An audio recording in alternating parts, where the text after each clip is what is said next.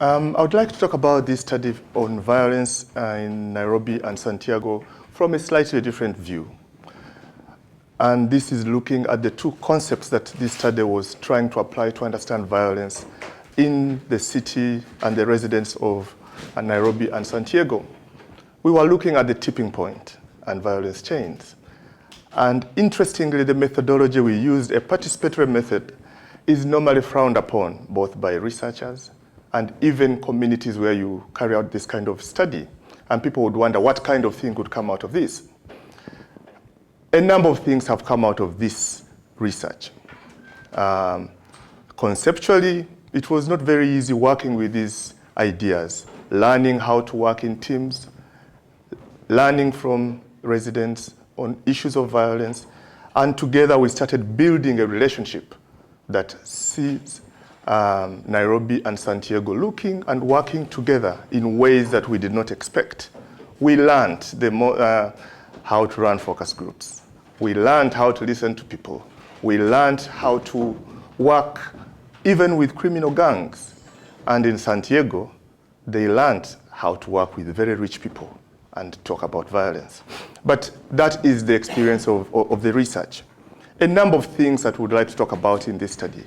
Number one, was the concept useful? Or were the concepts useful? Tipping points and violence chains. I think for me as a researcher, the most fulfilling point has been to see that in both cities, residents of the city are able to grasp and work with the concepts and explain in such clarity that researchers often struggle with. In Nairobi, for instance, an old Muslim man living in the informal settlements, the slums, as one may call them, was able to show the moments that conflict would quickly turn into violence. But the study also tells us that conflict is a way of life because we contest for different things. We have seen that one of the things that plays a role in maintaining conflict or making our cities livable is power. How that power is distributed, how it is applied.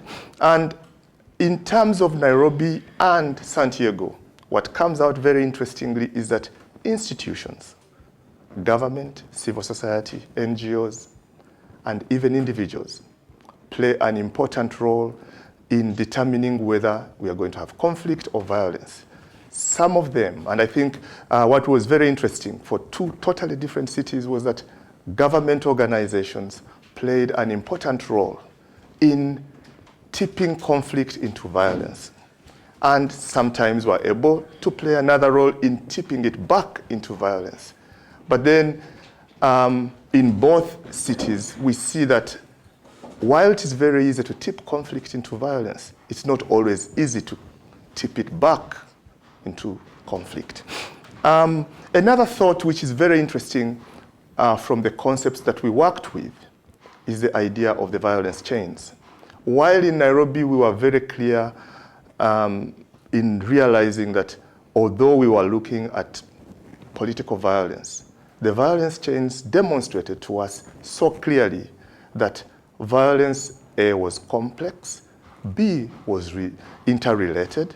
So while in one place we're talking about political violence, it manifested itself also as ethnic violence or economic violence or just violence between landlords and tenants. In Santiago,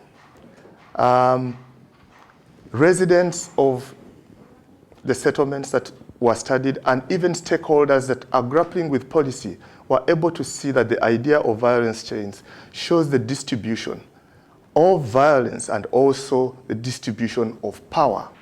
And in a way, the chains were able to give indications on how space in the city of Santiago is organized and how power is used to keep different classes of people from one to the other.